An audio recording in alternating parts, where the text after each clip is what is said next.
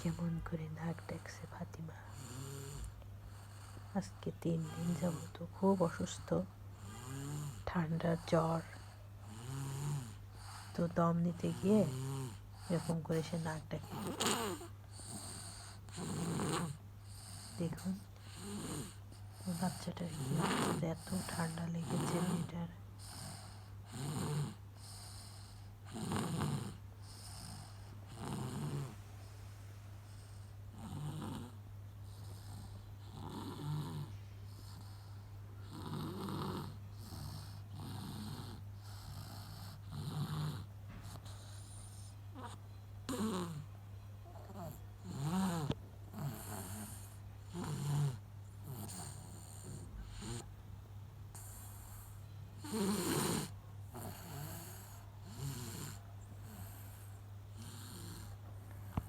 সবাই ফাতিমার জন্য একটু দোয়া করবেন, কারণ ও সহজে অসুস্থ হয় না।